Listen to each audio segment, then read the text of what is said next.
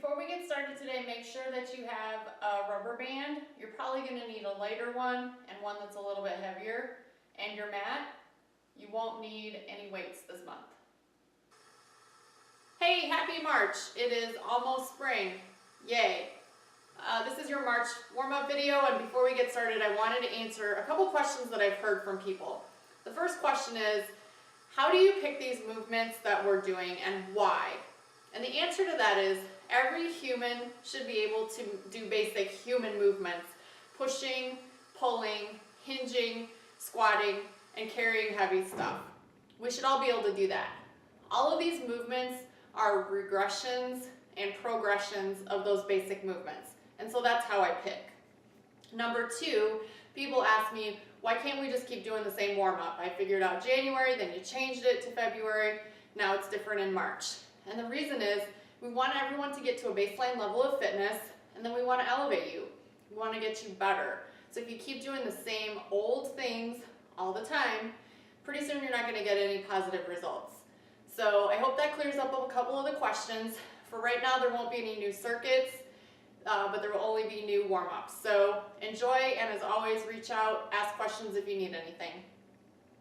Just like last month, we're going to start out with a little bit of a review of some positions. So here we go. You should already know quadruped, but let's just make sure you're doing it right. When you are on your knees, your hips are stacked directly over your knees, yes?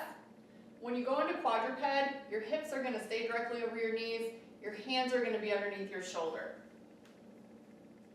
So that should look like this.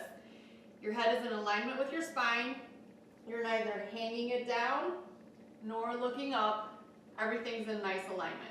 That's quadruped. Another review for you is the position half kneeling. From the front it looks like this. My ankle is directly under my knee is in alignment with my hip, same thing is going on in the back, and my toe is tucked under. From the side it looks like this.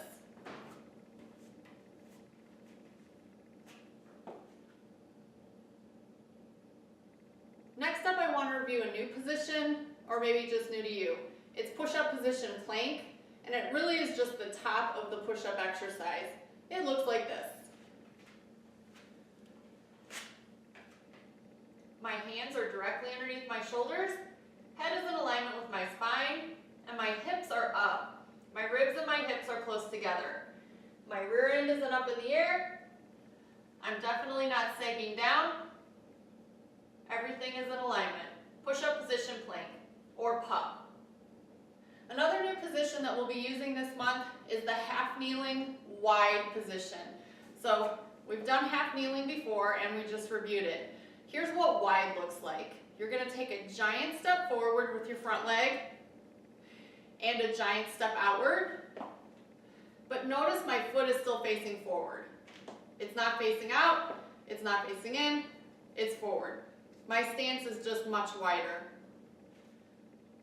Another new position or movement we're going to use is the standing hinge, or sometimes it's called the RDL, Romanian deadlift.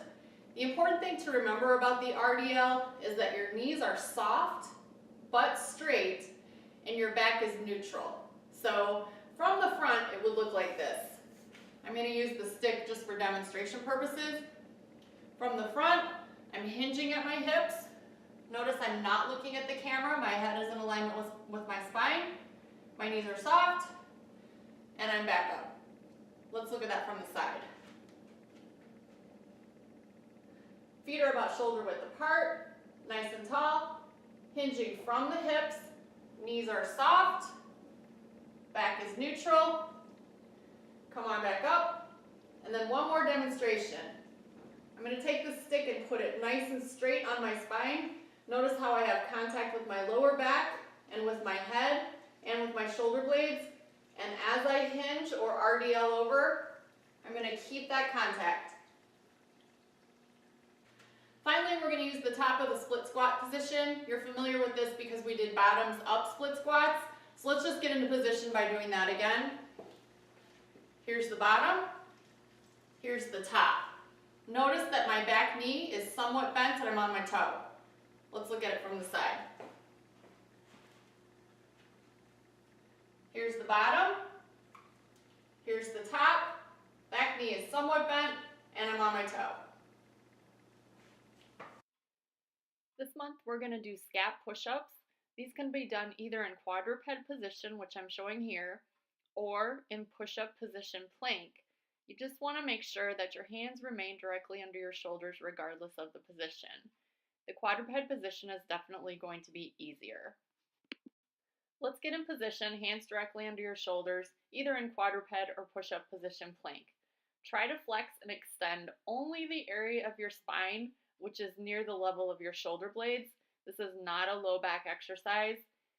Your elbows should remain relatively straight but not locked, and your head needs to stay in alignment with your spine. Get back into quadruped position for bird dogs.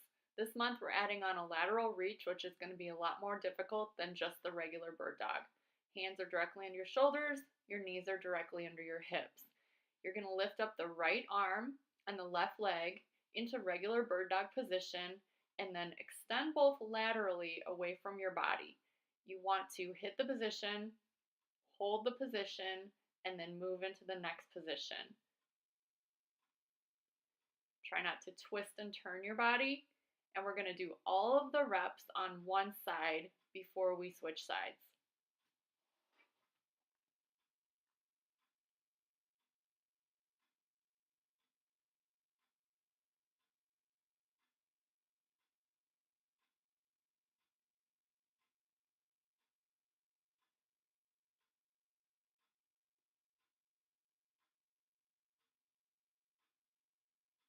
Go ahead and switch sides. Again, hands are directly underneath the shoulders, knees are directly underneath the hips. Move out into bird dog position without extending your lumbar spine. Hit the position, move laterally, move back into bird dog position, and return to starting.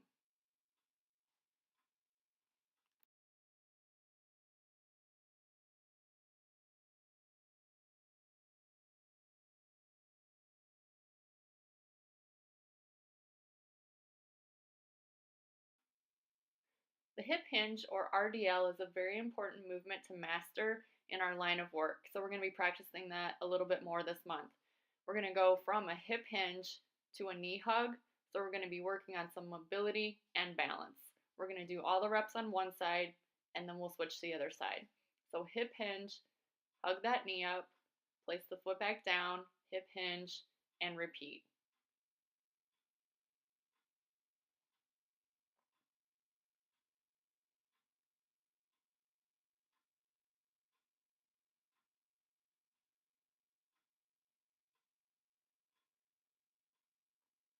We're going to go ahead and switch sides. You'll notice in some of the reps, I'm placing my hands at the level of my hips. It's almost like I'm folding my torso over my hands. Don't be frustrated. This is a little bit difficult to keep your balance. You will get it.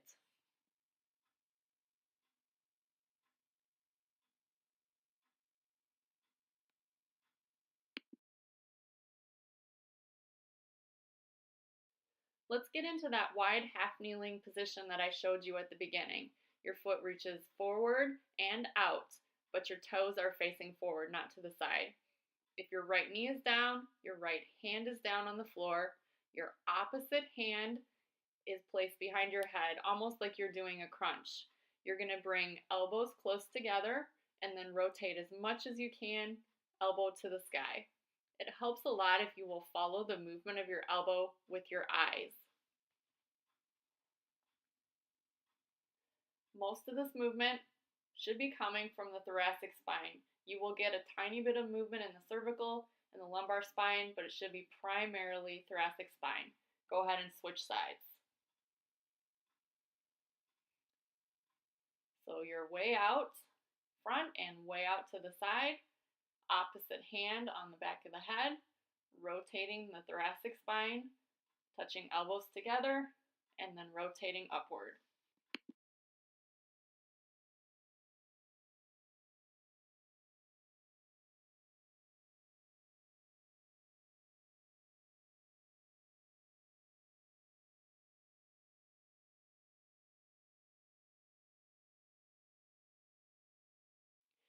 We're going to get into that split squat position. That is the top of the bottoms up split squat exercise.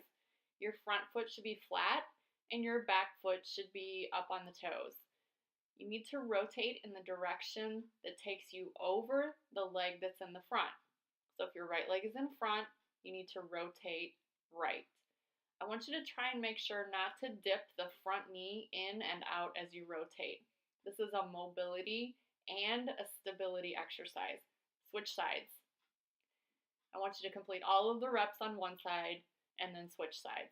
Again, if your left leg is forward, you are rotating over that left leg to the left. Knees are nice and still.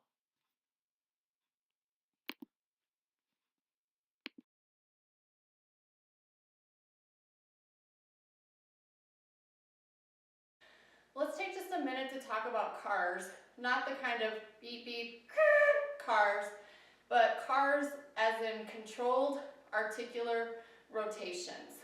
A controlled articular rotation is a maximal range of motion about a joint that you can control pain-free. So this would not be a controlled articular rotation. I have no control of what I'm doing. It's all passive.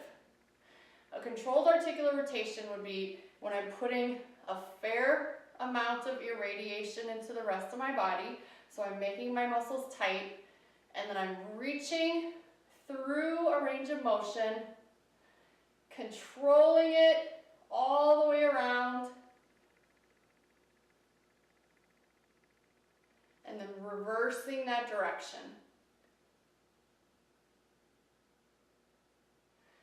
Notice that my entire body isn't moving back and forth like when I did the uncontrolled rotation.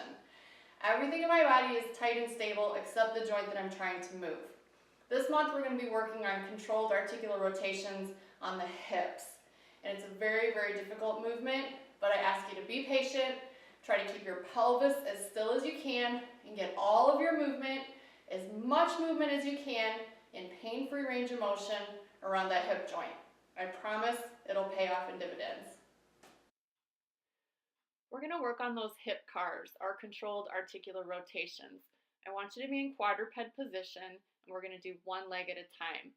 I want you to extend the leg behind you as far as you can without arching your back and take it around into what we would term perhaps a fire hydrant position, and then continue to the front. So extend, take it around to fire hydrant, continue to the front as big as you can in pain-free range of motion, and now we're going to take it to the front, out to that fire hydrant position, and around. Try to keep the lower back and the pelvis as still as you can. Go ahead and switch sides. So you're going to extend behind you, out into that big circle fire hydrant position. Keep the circle big, big, big, big, and then to your elbow, out into fire hydrant, continue into extension, and try to remain as still as possible. What will help you is if you create some tension in your body. It's called irradiation. So try to create tension in your body before commencing the movement.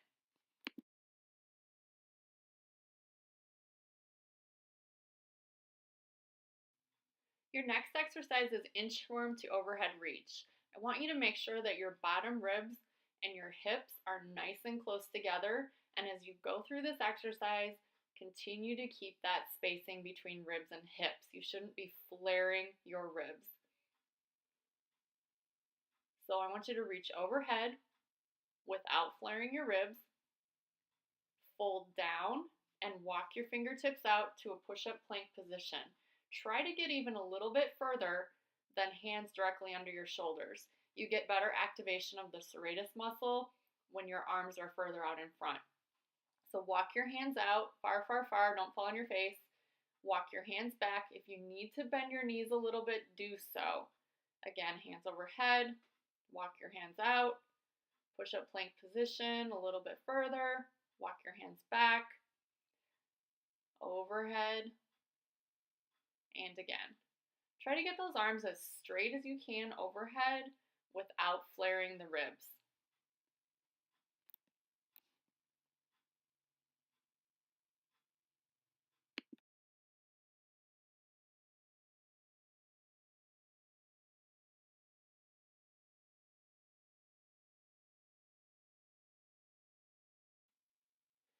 Next we have side plank press up. You can do this either with bent knees or straight legs. Straight legs are going to be harder. Regardless, you want to make sure your elbow is aligned underneath your shoulder and you want to be pushing up from the bottom hip. Here's a demonstration with straight legs. I have the top leg in front of the bottom leg. I'm going to go ahead and do these with bent legs. You want to make sure your shoulders, your hips, and your knees are in a nice straight line. And again, you're pushing from that bottom hip.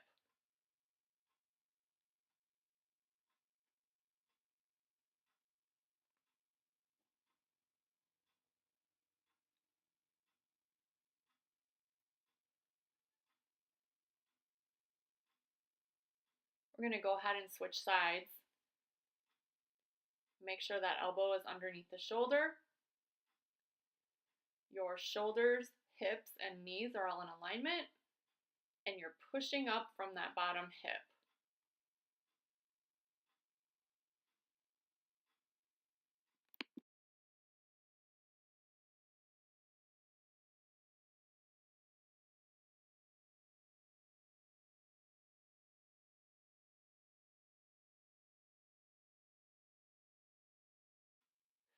We're going to do one more set of the side plank press-ups on each side. So switch back to that first side and same directions as before.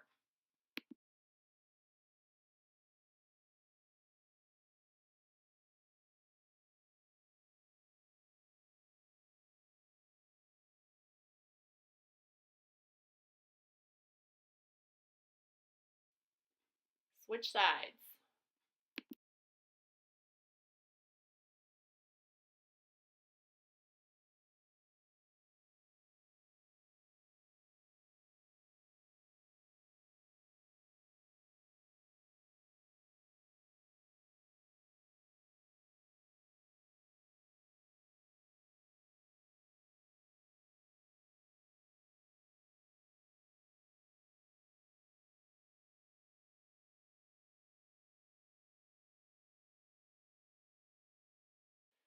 The next exercise is a banded clock reach. You want to put a light band around your wrists and get into push-up plank position. With the right arm, we're going to reach to 12, and then 3, and then 6 on a clock. And then with the left arm, you're going to reach to 12, 9, and 6. I want you to keep working your way around the clock with the right arm and the left arm until we've gone through 5 rotations. Notice that my feet are a little bit wider than a usual plank. That's to help provide me a little bit of additional stability, but also notice that I'm not moving very much within my torso. You want to stay really strong.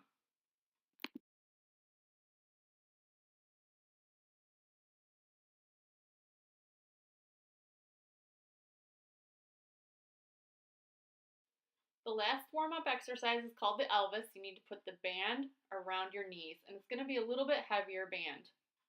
It's right above your knee joint. Take your feet shoulder width apart, and then I want you to take your right knee and femur and rotate it inward. So the foot remains fairly stationary, the knee rotates inward. Hips are pretty still.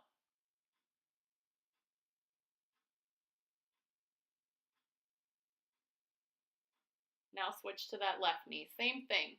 The hip is internally rotating, the knees are coming close together, and the foot's pretty still.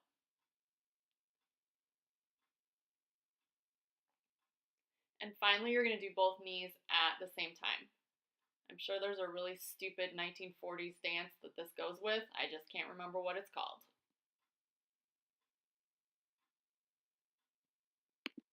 We're going to repeat that Elvis one more set. So start with the right leg again.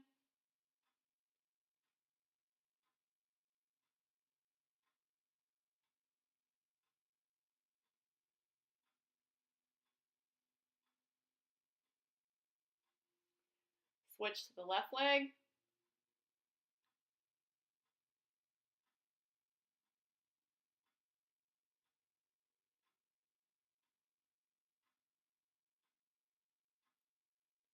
And now both legs.